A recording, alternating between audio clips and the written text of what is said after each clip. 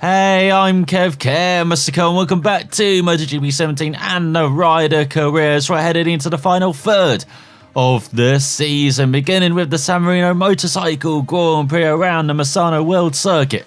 Marco Simoncelli. So here he goes, Patrick McDonald qualifying for 2 laps around a very cloudy Misano World Circuit. Simoncelli, look at those threatening clouds overhead.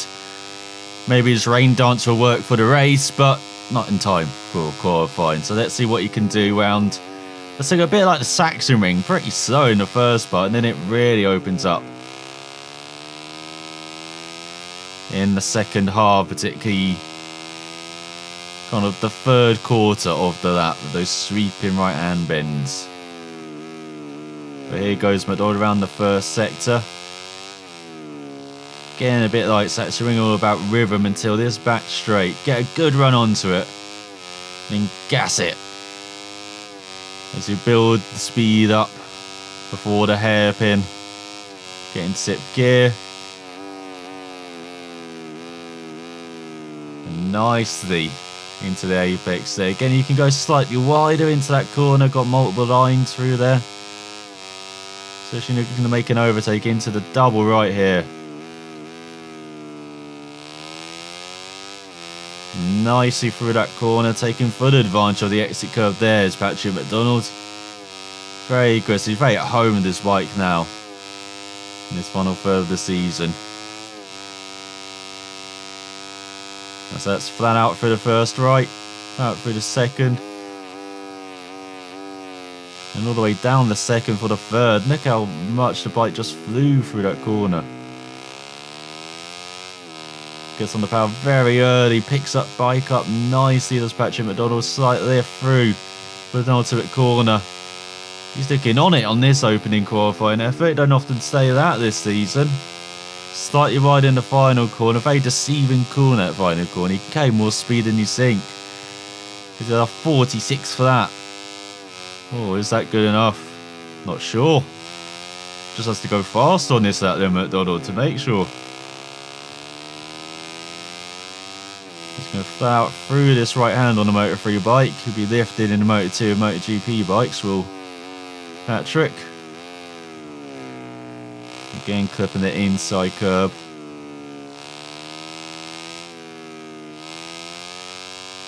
Oh, and that's an even better run onto this back straight. Really flowed through that final sector. Or the opening sector.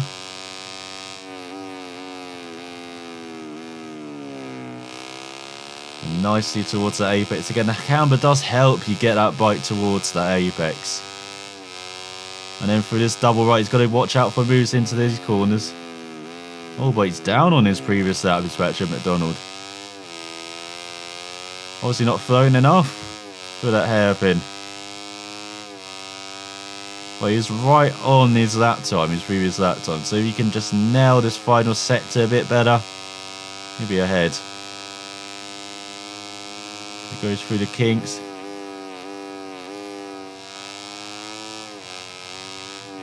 Oh, too much curb though. And into the final right hand, and he's almost 2 tenths up, but he might have lost it. Just that little mistake, and oh, he tries to go flat out through the penultimate corner. And then lose it in the final corner. Got a bit aggressive there, did Patrick. But it doesn't matter, as that was good enough to grab pole his first effort. Beautiful lap. And almost 4 tenths of a second faster than the home hero. Fernati in second with Connect in third. We've got Mir leading the second one ahead of Berger and Martin leading the third rows with McPhee, DJ Antonio and Bashini with Antonelli in 10th. Look at the Italian down there in 12th, poor qualifying for the Mugello hero, with Rodrigo leading the 5th row ahead of Loy and Nuruddin, and further back we've got Finnish Patrick right at the back. So let's see what our Patrick can do. Can he recover from that Silverstone slip? As we look at Till still at the top, looking ecstatic as always. As once again he's changing tyre tactics after what happened in Silverstone. He's going back to the medium rear, the soft front. Hopefully that means tyre will not be an issue this race. It's a very demanding track on the tyres. It's a long race as well as Hopefully that won't happen in the first couple of corners, me just bumping into McDonald. Let's find out when the lights appear and go out for this 6-lap race where the teammates collide once again. As it looks like Canet's got a super start on the inside, but McDonald holds it round the outside. Great start from Patrick McDonald. Let's go flat out through the right-hand kink. Now towards the tight double right corners. And he has held on to the lead. With Martin in third ahead of Fanati. But it's Canet in second, a second back though. What a start for Patrick McDonald. Where's Mir? Mir has not made the leap we expected. I thought he'd be back for second or third. But instead it's his teammate who's got the giant leap forward. What a fantastic start for Patrick McDonald. Probably his best of the season. When he needed it to be as well. So Canet grabs the 10th back. That's second, but still. Good lead for Patrick McDonald. He can afford to kind of spin up that rear wheel a bit more this race. And he rode smoothly enough in Silverstone. It's just the tyres could not maintain the whole of that 5-lap race. So using all of the curbing again as Martin gets past Canet behind for second. That's good for the championship. Martin again being the joker. We've seen that a couple of times this season. I know the last time he tried it in Austria, he crashed out. So hopefully he keeps it together this race. Go towards the final corner. Rear slipping out slightly for McDonald. Oh, too much curb though. Buckying out the final corner. Across the line onto the second lap. As Canet takes back second from Martin. And he's 2 seconds behind McDonald. So once again, this could be a quiet race for Patrick McDonald. While all the madness happens behind. It's between Canet and Martin at the moment. The Spaniards. An Estrella Glitzer machine and a Crisina machine battling like a hell already. For once, Canet not locking horns with one Mir. So where is the other championship contenders? He came back half a second that first sector. It was a bit sloppy from McDonald, but I don't think it was that sloppy. We'll see after this sector. It's the second after that which is where McDonald gets his speed. His first half definitely belongs to his opponents. At least he doesn't have to look out for anyone diving into this double right. That's the main thing for Patrick McDonald. And Moyes sort of being wiped out at least in this race. It's all up to him. He's getting lonely at the front. And he maintained that gap in that previous sector, so that's good to see. It's mainly the first sector where he's losing out. As he gets that nicely into the right-handers. He gained back a few tenths on Canet. You can see to the right-hand side. McDonald's opponent says he goes a bit wide in penultimate corner. That's not how you're meant to do it. And the thing about this final corner, you've got to brake so early as well. You've got to brake before the curb on the right hand side, which you don't say around most corners in these circuits, but you do here. You gained a 10th on that lap, McDonald, 47.2. And the tyres are hardly worn. Once again, has he gone for the medium rear on the wrong circuit? We saw this in Austria where the tyres could have been used all week long. We're seeing it again here in Misano. That's just a good complex though from McDonald. Look at it, half a second faster than Canet. Looks like Martin slotted into third behind his fellow countryman. But still we question where Mir is. Goes into the hairpin. Nicely done from McDonald. Looking forward to wave to the fans to the left hand side on the bank there. A pretty good flew-in spot. Seeing the bikes come out with the hairpin. Let's connect crowds back a couple of tenths.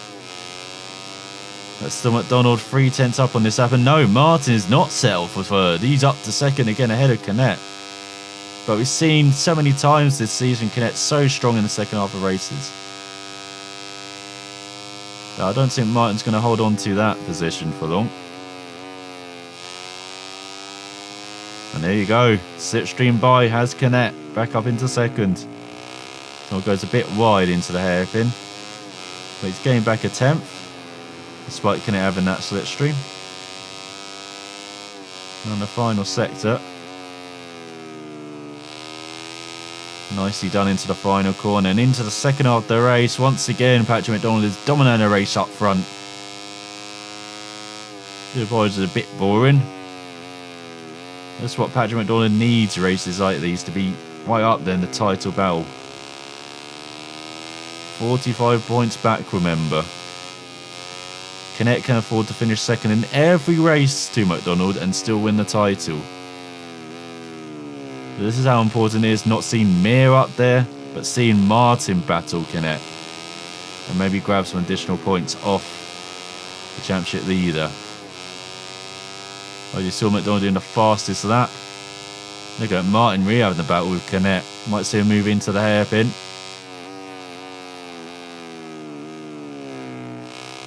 Let's look at the tyres, still not worn.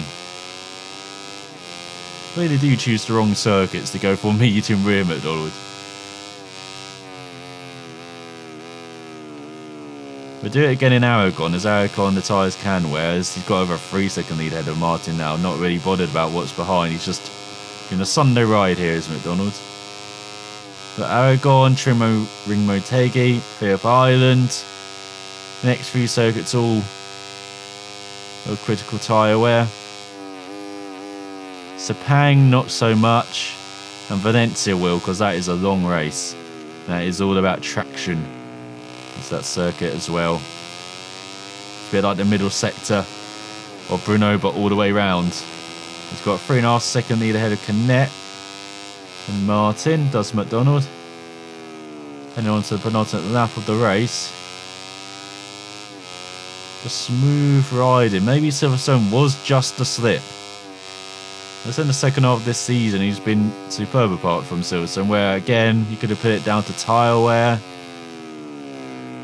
Could be down to his teammate going to box him in as well.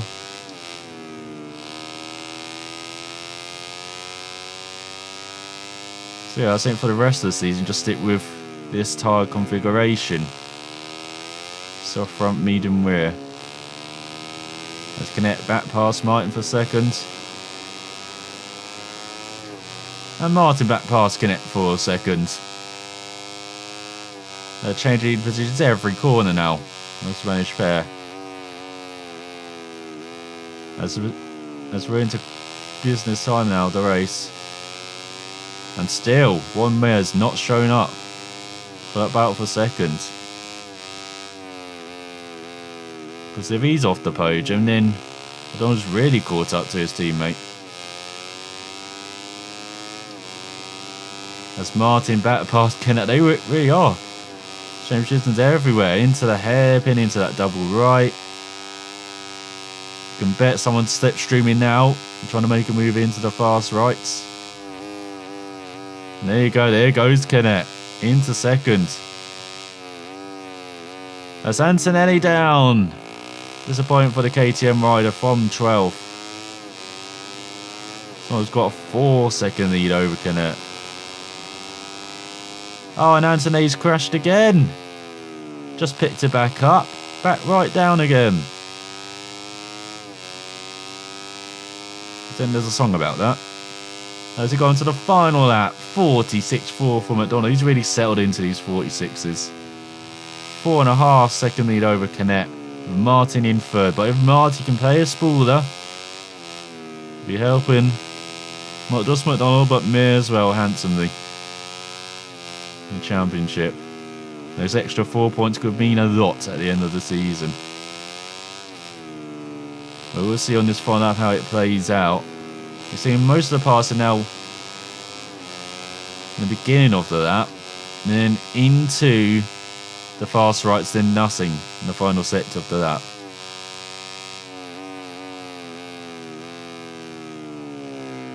So go nicely into the hairpin. Otherwise, just in the zone. Misano. But it looks like Canet's holding off Martin on this final lap. As all the front tyre is worn. Again, just like Austria, it's around between 5 and 10%. As no, Martin's past Canet. But does that mean Canet has a slipstream heading into the fast right-hand kinks, where we've often seen the last passing move between the pair in previous laps? There goes Canet into second. Oh, as Martin played the hand wrong in his final lap. Could he have waited a bit more? Unlike Patrick McDonald, he was just aggressive from the off. Held off Canet, who had a very good start. And never looked back. Another victory on the Leopard. His third in 4 races in this second half of the season. As Canet does hold off Martin by a 10th. Mir in third, holding off Artel. Top 5 for the German, top KTM. Fantastic stuff from him, with McPhee in 6th. Then you got Magello in 7th. Mignosoi in 7th. Bashing in 8th. DJ Antonio 9th. And Bulliger ran out the top 10. Disappointing race on the VR46 machine, with Fanati even more disappointing in 11th on the Honda. Zoe in 12th. Nerd in 13th. Suzuki 14th. And Dinero in 15th. Just by 17,000 of a second ahead of Ramirez, with Antonelli at the back after his double fall. So in the championship, Canet leads by 31 points ahead of Mir, who's just 9 points of his teammate McDonald. But they are way ahead of Fanasi by 54 points. He's just 14 points ahead of Martin, who holds on to 5th by 11 points ahead of Bulliger. And further down, you've got McPhee ahead of DJ Antonio, up to 9th now for the Scot by 3 points. And further down, you've got Nerdin up to 14th ahead of Danilo by 2 points. And then Ramirez ahead of Guevara for 18th, with Suzuki in 20th last of the point scorers, to finish Patrick at the back. As Honda have won the Constructors' Championship with 125 points to play for. They have been unbeaten this season, and KTM are now 142 points back in second, with Manger and Peugeot yet to score. As yes, that winning feeling once again for McDonald in Italy. As yes, that bike was a peach all weekend long. And he's back there in the championship just about. And definitely Mir's got something to worry about in Aragon next time out in his home round. The clones can't believe it. As yes, perfect reputation weekend for McDonald. So after his 6th win of the season, Patrick McDonald heads to Aragon with 5 rounds remaining, 40 points back, and full of confidence once again. Can he continue this streak in the second half of the season, or will Aragon prove to be a roadblock? The Spanish pair, Canet and Mir, supported by the home fans. Find out next time. South watching, I'll see you then.